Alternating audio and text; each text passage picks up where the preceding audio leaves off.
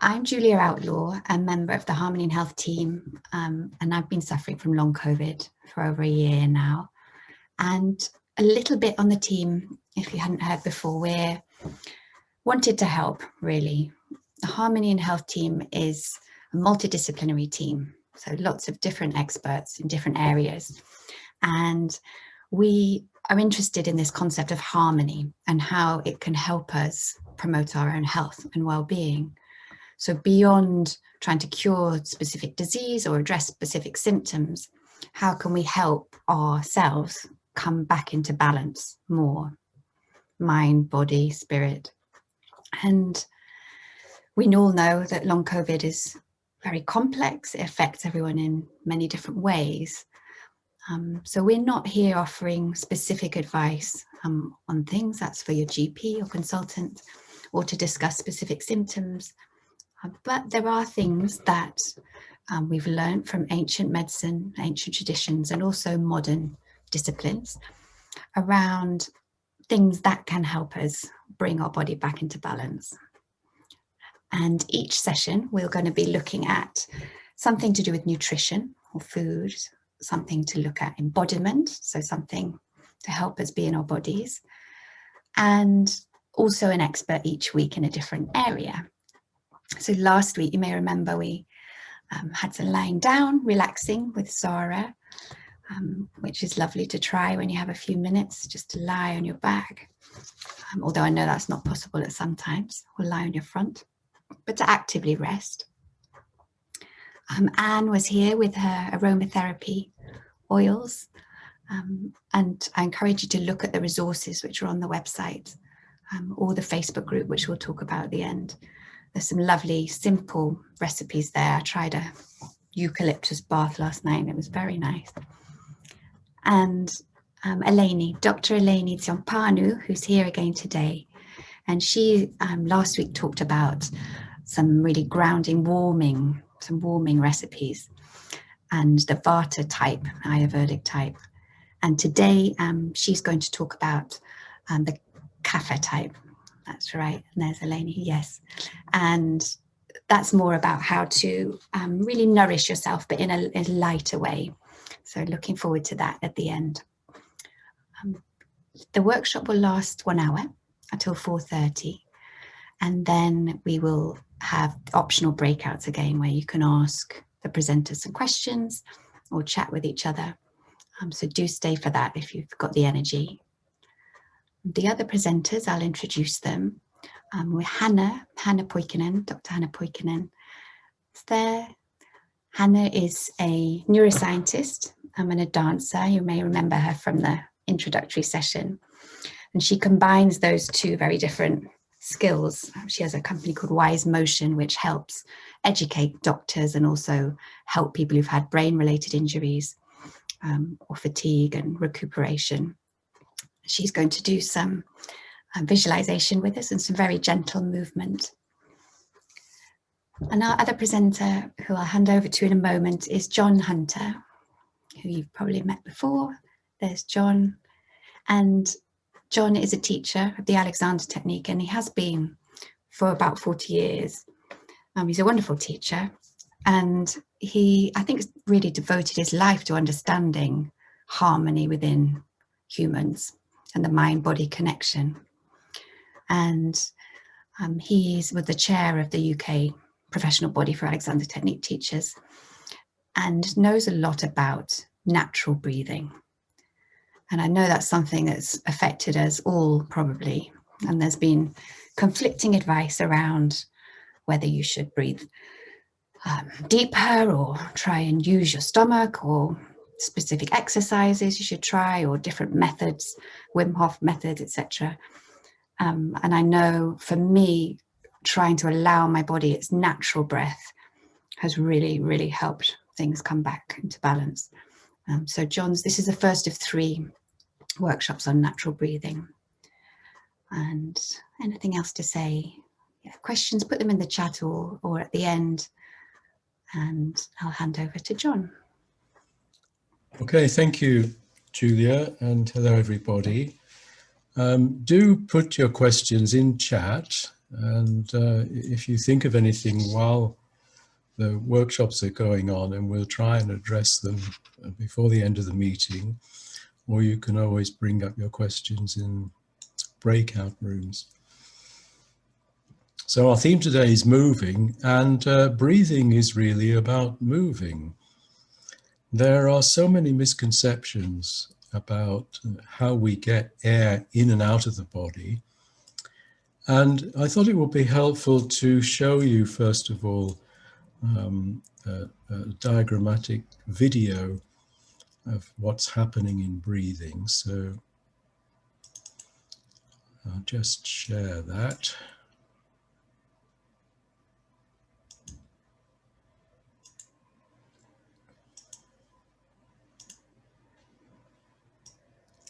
Okay, so this was made by a colleague of mine, professional colleague of mine, Jessica Wolf, in America, to give a clear demonstration of what's happening in the body during respiration. So first of all, we see here the rib cage.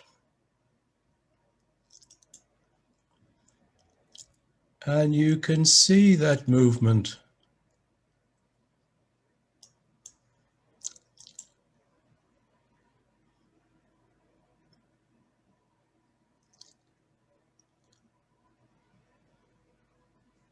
and it's quite a big movement going on there of the ribs.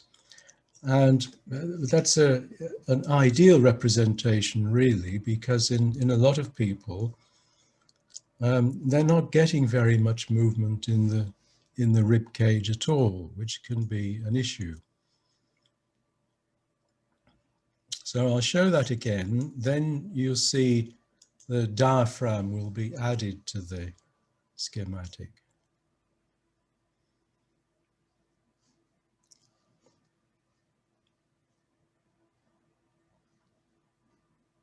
And there's the diaphragm.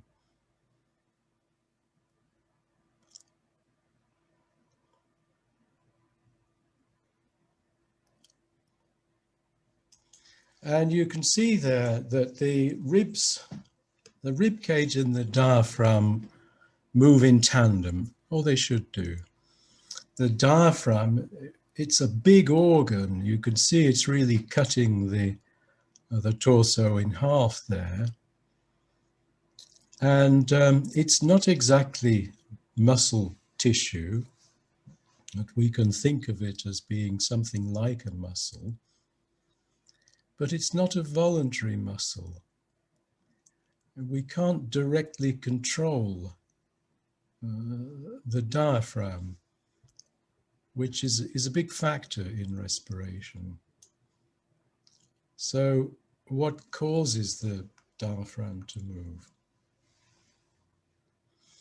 Well, what causes the diaphragm to move is a response to carbon dioxide in the blood. When carbon dioxide levels get to a certain point, then the brain sends a message directly to the diaphragm, telling it to basically go to work, and it then contracts. And when it contracts, it pushes down and spreads out sideways.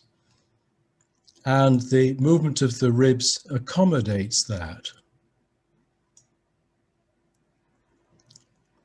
Now the effect of, I'm just going to stop sharing for the moment. The effect of that movement is to create a bigger area inside the thorax. It increases the volume of the thorax. And inside this space, which is now expanded, are your lungs. And your lungs are never completely empty. They always have a little bit of air in.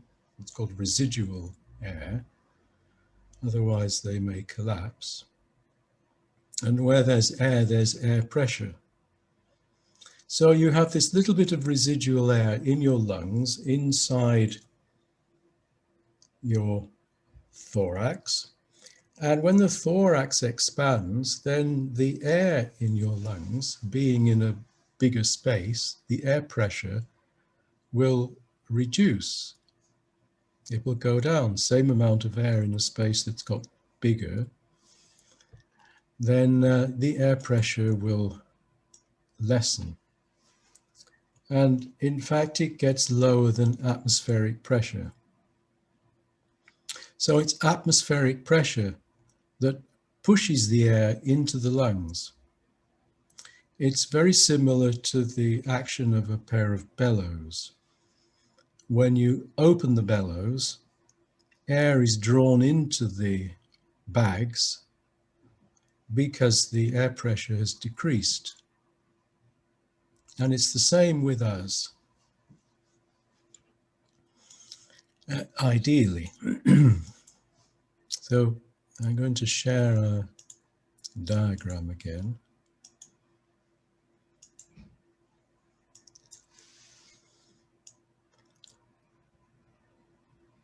So this is the movement.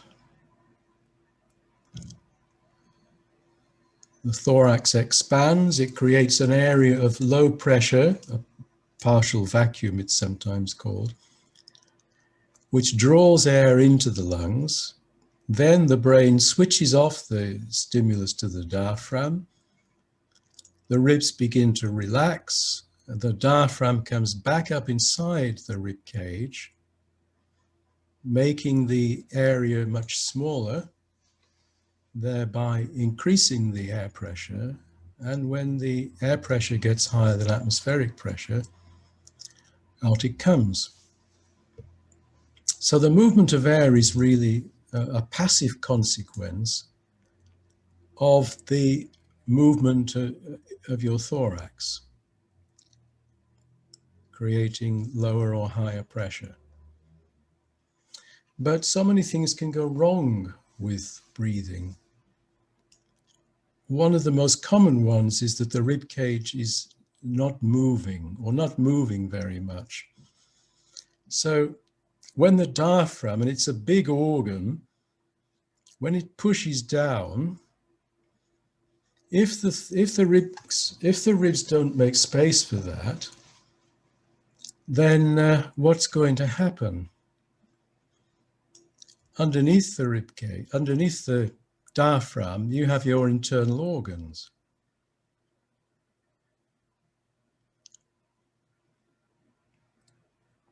But the movement of the ribs should prevent too much pressure going down into the internal organs. But if the ribs aren't moving, then all that pressure is going to go down into your abdomen. And obesity can be quite a factor in breathing problems as well, because it's preventing the free movement of the diaphragm. So that's one of the things that can typically go wrong, that the ribs are not flexible enough to allow for the free movement of the diaphragm. Other things that go wrong are trying to suck air in. Usually the reason behind that is that there's a misconception, that people think that that's how we breathe. We suck air in and we inflate ourselves, that the air comes in first and basically inflates us. And if we think that's what's supposed to happen, then that's mostly what we'll try and do. And we can do that. I can suck air in like that. But if I suck air in that way, I'm pulling air into the top part of my lungs. The lungs are more or less pyramid shaped. And if I suck air in like that, I suck air into this top part of the triangle. And as you can see, it's not going to take very much air to fill that space. But I will feel full and I won't be able to get any more air in. So I want my breathing to be low. The biggest part of the lungs is down here. It's round where your floating ribs are. I can just move my camera down a bit.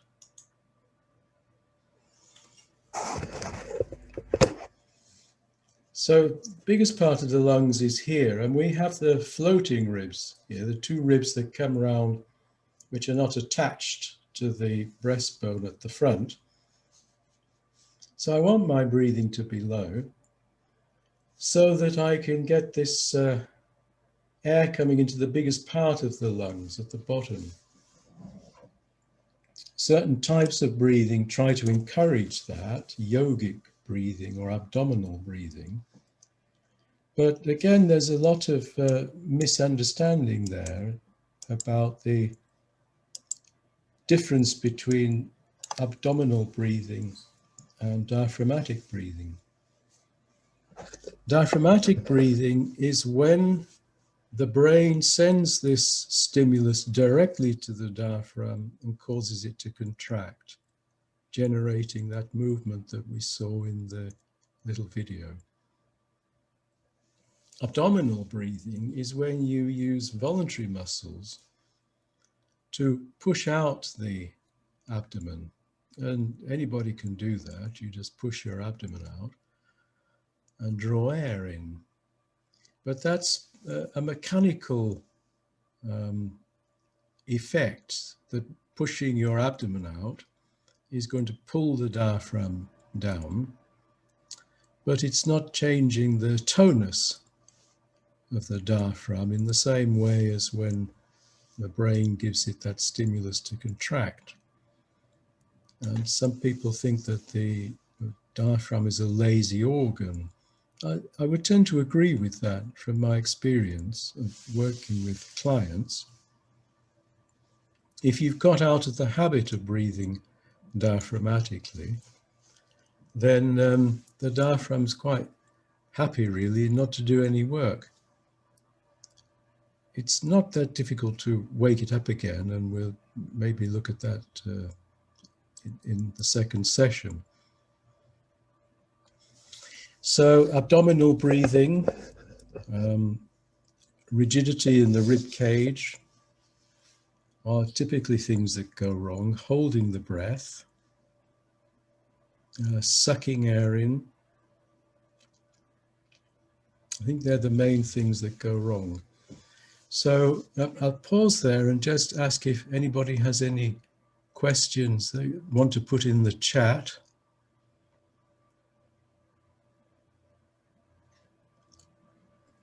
Okay, well then I'll stop there for today. And I'll just give you one thing that you could try at home,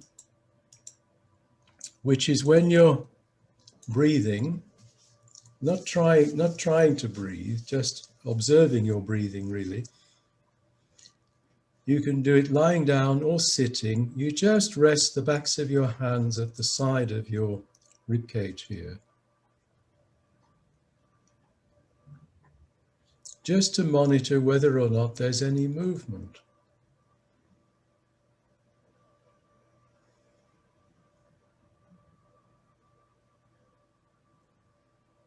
You can see that my ribs are moving, my hands and my ribs are moving as I breathe.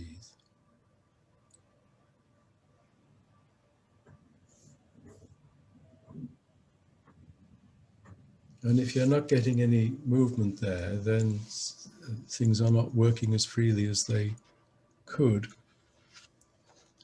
With long COVID, I don't think that that affects directly any of the things that we've been talking about.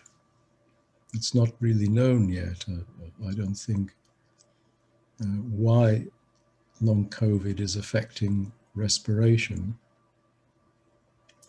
But I do think it's important that we try as far as possible to help our respiratory system to work as help the things that we can influence. Some things we perhaps can't, it just needs time.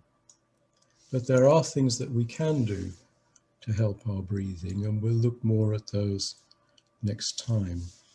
You can find this video on the internet, Jessica Wolf, Art of Breathing, and I think it repays watching carefully. Okay, so back to you, Julia. Thank you, John. Thank you. Has some sort of stunned faces. I know I've heard John speak about breathing so many times, and there's always more to learn. And sometimes your brain thinks air pressure coming in and out, and it's all new. And I think for me, the main takeaway, at least at this point, is that we don't need to control our breathing.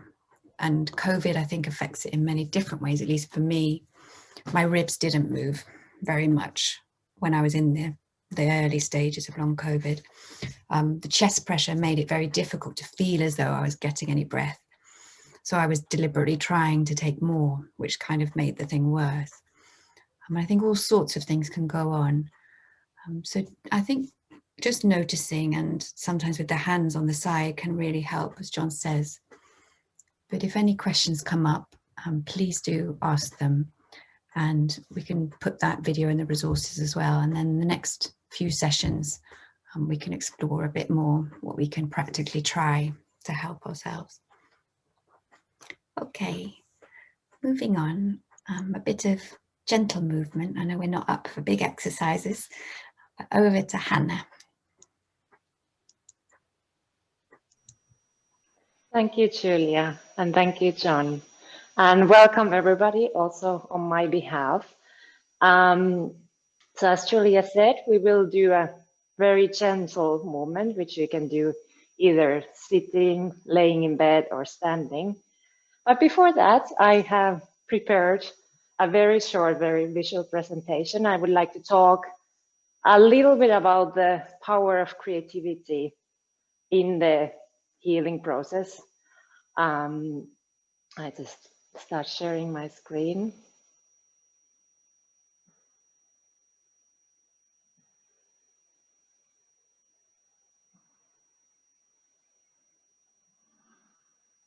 I hope you can see the slides. Okay.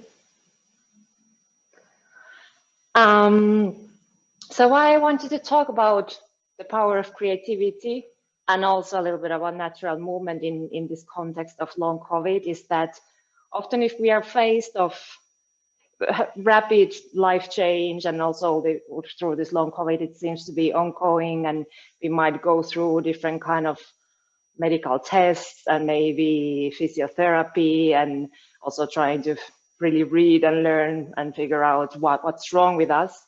We might forget that there is something very strong in us already called arts and creativity, what can really help us to feel better. So I hope that after this, what we share today, you would kind of keep in mind that you do have an ability to feel awe and feel meaningful moments through arts and through nature. For example, even though you might not feel very well all the time, but there might be this like beautiful moments in between. So I'm partly also talking from my own experience. I have suffered from not long COVID, but chronic fatigue syndrome. So I understand very well how does it feel to be very tired, both, let's say, cognitively and emotionally, and also physically. And from that time, I remember, for example, I was too tired to read a full page of text. But then I went for poetry, and then I was reading these 4 lines of poetry, and somehow in that sensitive state, I could really see this beautiful visual field in front of me after reading these few lines. And that experience was very strong. And I also think that's such a strong experience, what you can get through arts, such as through poetry. you are maybe not tuned in if you live very busy everyday life. But since through the illness, you are kind of forced to calm down, there's also a beauty in that, because it has a tendency to make you more sensitive. So we can also cherish that sensitivity and kind of let these aesthetic moments to come to us through that sensitivity, what has come to us through the, let's say, prolonged time choose to be. I had another feeling also when I was watching a movie, and I still remember very vividly, there was this one moment when there was a Korean woman just very calmly swaying on a field, and that moment also from the movie, it came very close to me, because I had this time to observe and really live the movie. So I think these kind of creative moments and the impact of arts, it really has its place in the recovery process. I could also, like through my neuroscience work and studies, I could explain how artistic experiences, it reduces the stress hormones like cortisol, and on the other hand, it can increase the feel-good hormones. It can increase the functioning of the parasympathetic nervous system. But I don't want to get too technical here. I understand that you might appreciate more this kind of experiences. So I would like to share that with you. But at the end, I do share my email address in case you want to get like more scientific information related to that.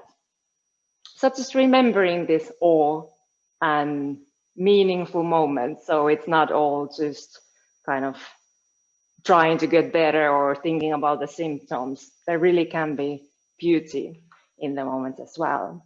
The other important factor what arts has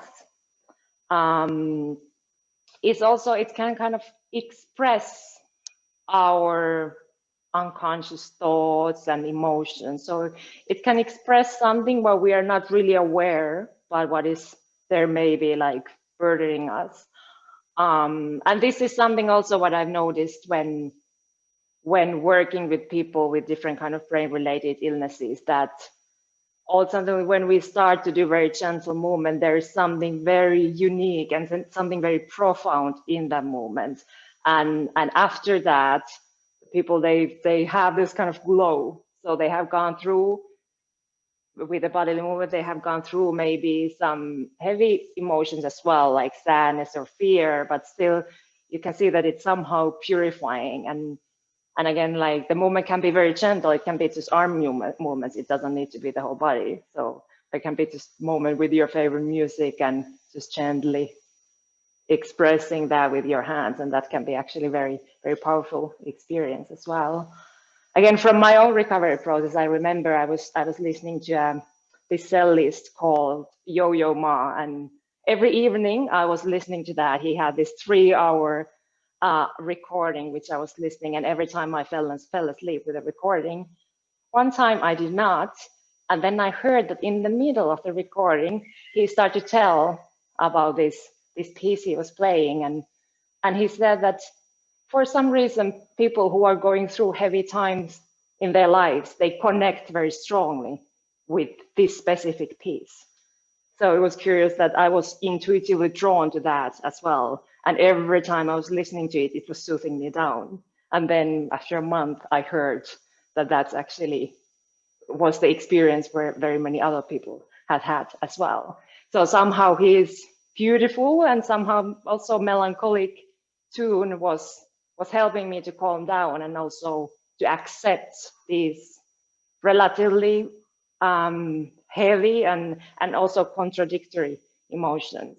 So I really encourage you to like cherish the music and cherish the presence of watching movies or reading poetry and so forth. So it works like both ways. It gives you these experiences of awe and meaning, but also it helps you to express certain emotions you might not have words for.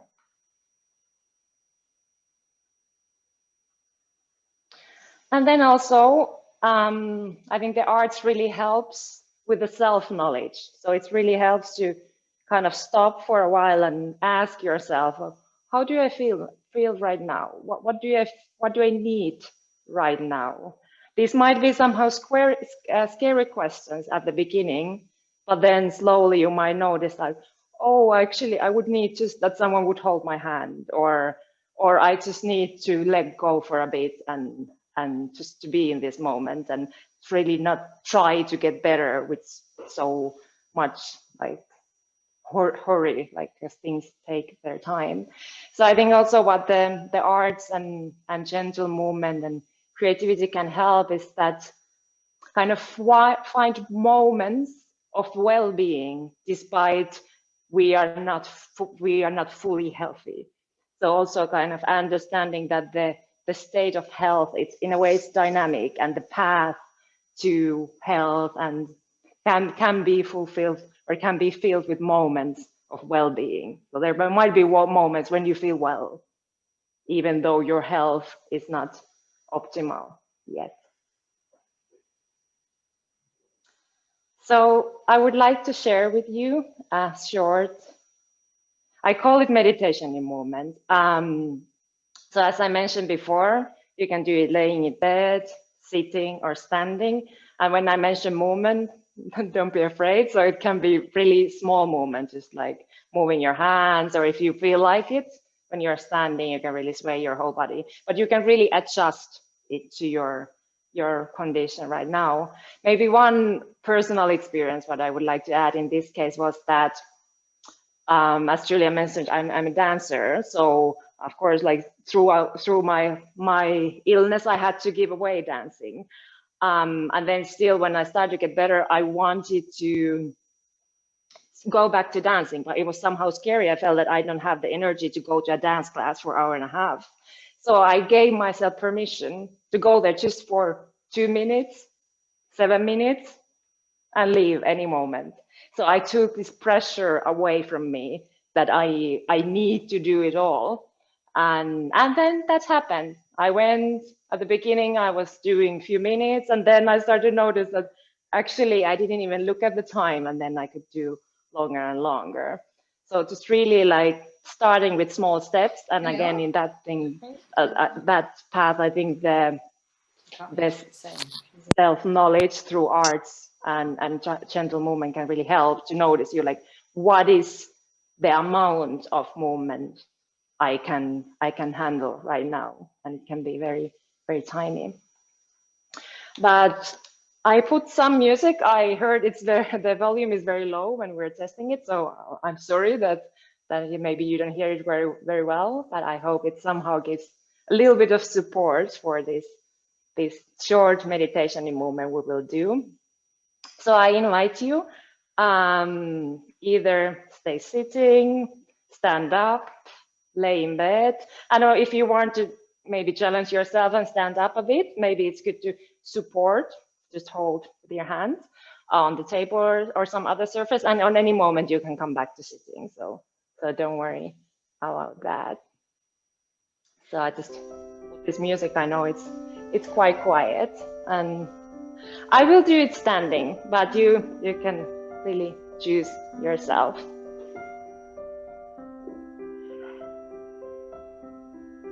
And since John was so beautifully describing the breath, I think now we have a good opportunity to start with that for a little moment. So we can really, John recommended, we can put our hands here into the lower ribs and just be there a little while. You really need to do anything. You don't need to go anywhere.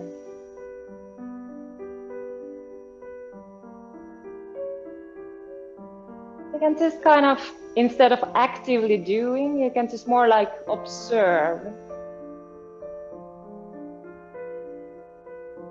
Kind of investigator. How is the air going into my lungs? How is it going out?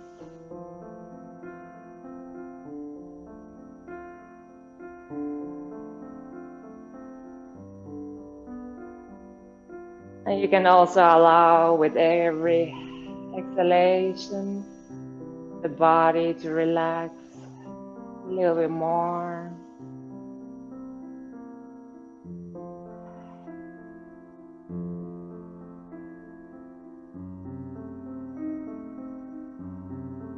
And then if you're sitting or standing or laying in bed, you can put your feet so that they're touching either the bed or the ground. And really allow the weight to drop towards the ground. And when you feel that you start to little by little find this nice, soft, relatively long breath, you can allow the arms to fall on your side.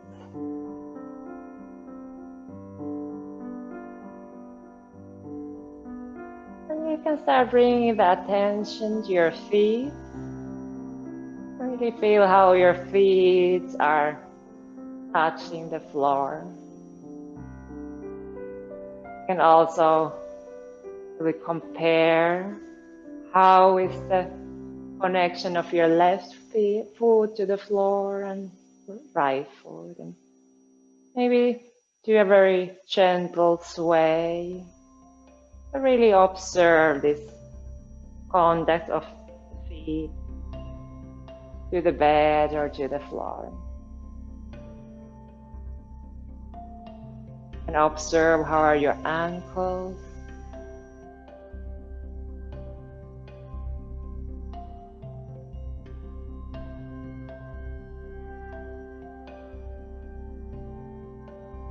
How are your knees?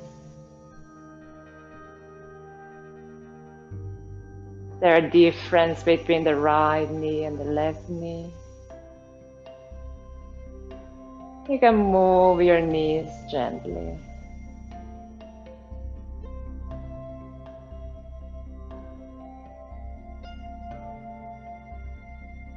How are your thighs? Again, with an exhalation, always you can allow any extra tension to melt away from your thighs.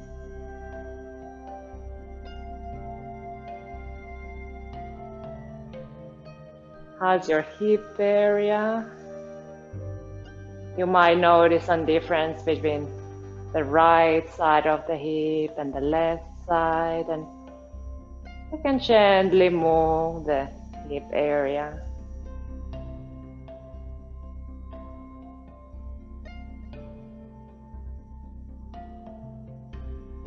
How about your spine? And gently start waking up the whole spine, all the way from your lower back to your neck, and gently waking up the spine. You can also try to do small rotations from your spine. And all the time remembering the nice, long, soft breath.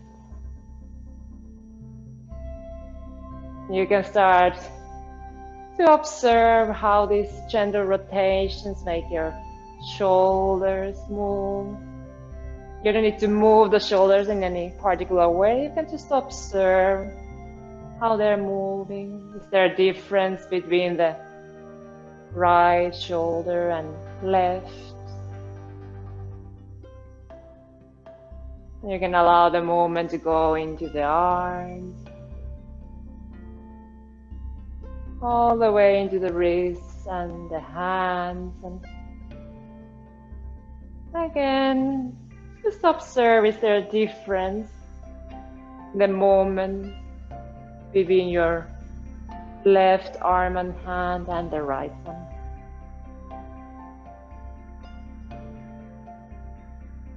And you can keep the arms there and hands and fingers moving, and you can add a little bit of the neck. Like gentle movement in neck, and in the head, and even in the top of your head.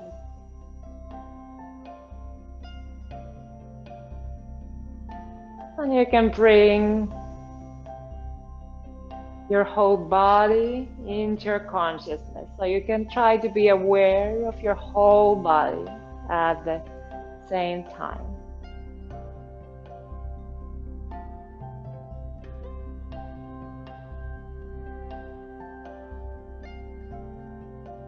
And very gently, we start to bring into your internal visual field this mental image of a forest with maple trees. You're in this forest with tall maple trees, and there's a bit of sun coming through the leaves and the branches. We can really feel how our body, how us, we are one of those trees. You can feel the roots growing into the ground. We can feel our arms and fingers as the branches of this maple tree. We can feel the rigidity of this wooden material in our body. So we can be there just a moment, moving gently, but with this rigid texture of a tree.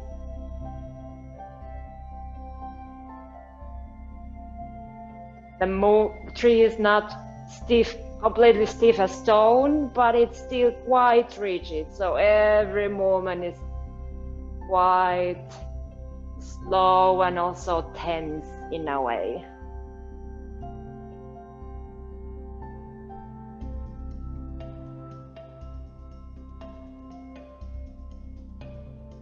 And you can really feel the branches, your arms and fingers, how they're moving, but quite rigid, stiff way.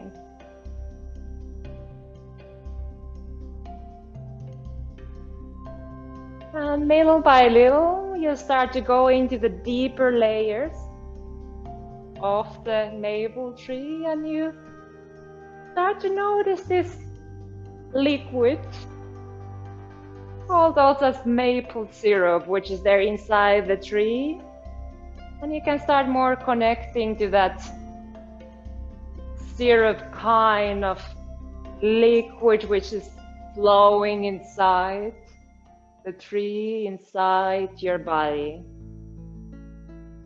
And you can start moving more in this softer way, like honey, like syrup.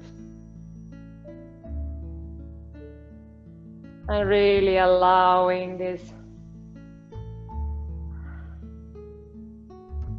more liquid-like movement to come out,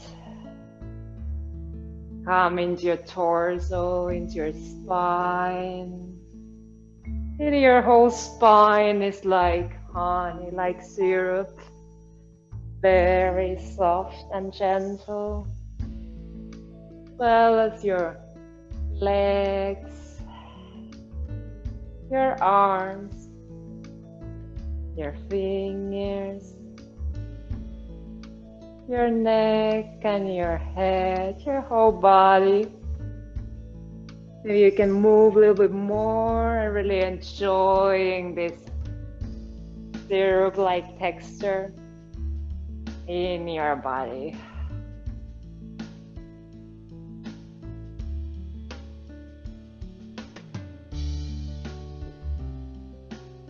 And then slowly you can start feeling the leaves which are growing from your branches, being the arms and the fingers, maybe from the head as well.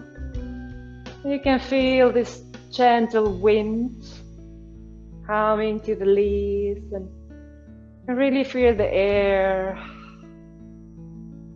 moving the leaves. You can move with them. Really this gentle, airy movement in your fingers, in your arms.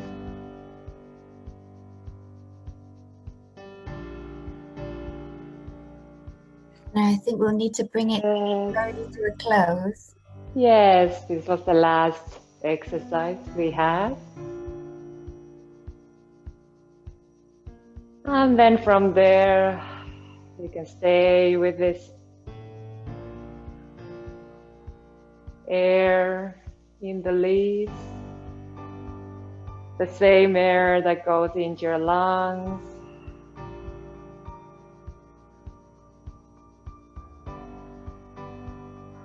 And you can stay there with this sway of wind in your body. And then very gently, when you feel like it, you can open your eyes. If you had your eyes closed, if you had your eyes open, you can just be there a little while with a gentle sway and waiting.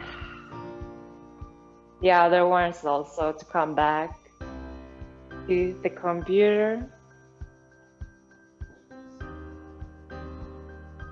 And then just take your time to come back to this moment. Thank you, Julia, for reminding me of the time. And thank you, everyone. I hope you start to find this air and some smoothness in your body. I just wanted to show you a very simple exercise, what you can do at home on any moment. Even if you will feel quite weak, it doesn't matter. And I think these kind of gentle movement exercises really will help you to move, to feel better.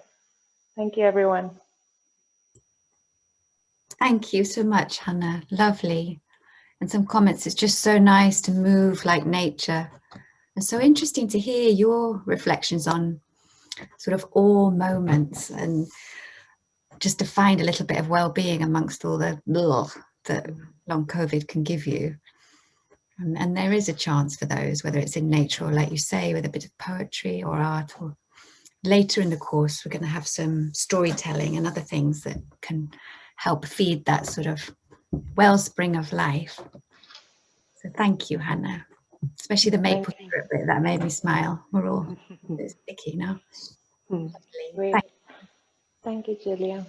I'm going to hand over now to Eleni, and she's going to talk to us a bit more about types and nutrition. Thank you, Julia. Can you hear me well? Yes, that's great. So last time we spoke about Vata. Now these are Vata, Pitta and Kapha are three forces within the body that govern all our biology, physiology, chemistry. This is the way that is seen in Ayurveda, but in other traditions as well, although they are not called the same. It has to do, and it's relevant to what happens with COVID, and I think you will understand it as I talk about it.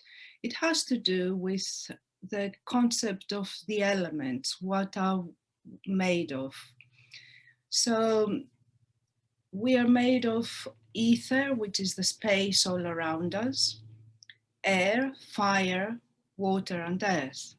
Now these five elements are connected to the five senses.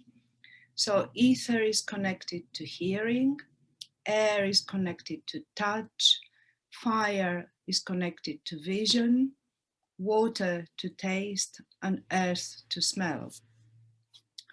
Kapha is made of water and earth elements.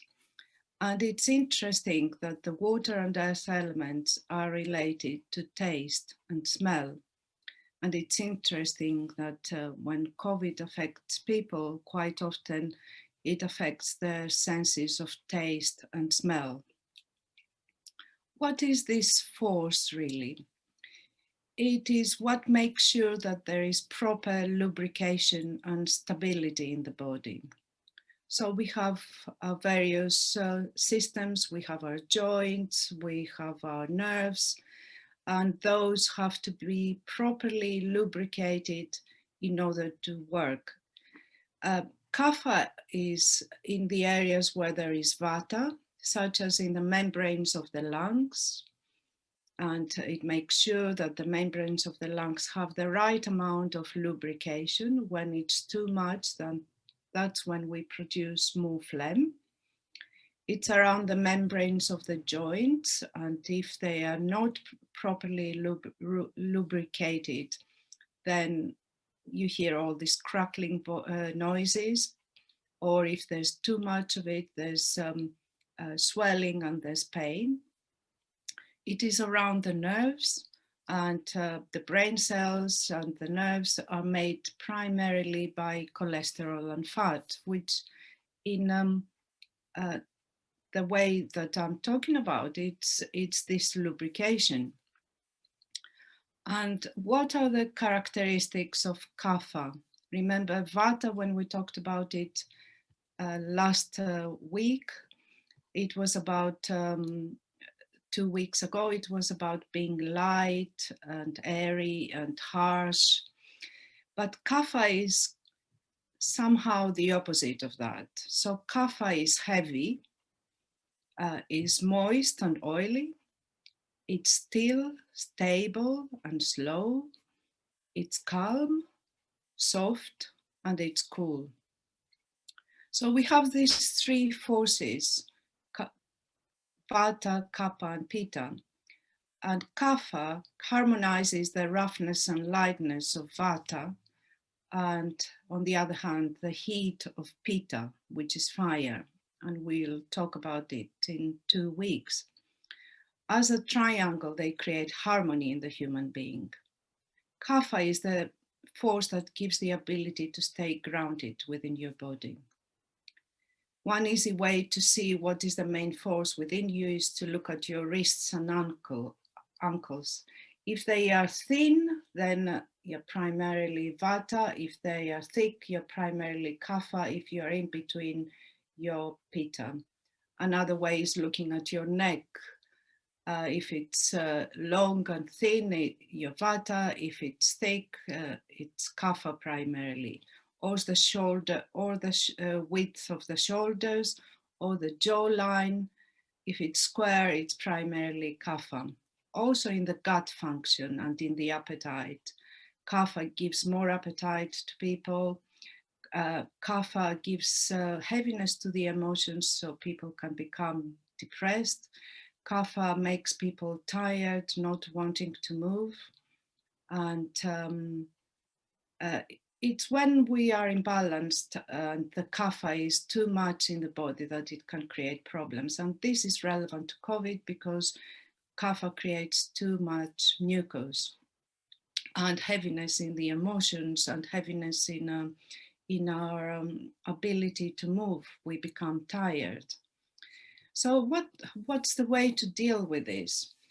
Kapha makes people have a lot of weight, and that has to do with the breathing, because if there's a lot of abdominal weight in the abdomen, then we know that the bowel is connected through a membrane to the diaphragm, and if the bowel and the surrounding fat is too much, then the diaphragm is pulled down, and you can't really have these deep breaths that you need to clear the chest, the phlegm from the chest.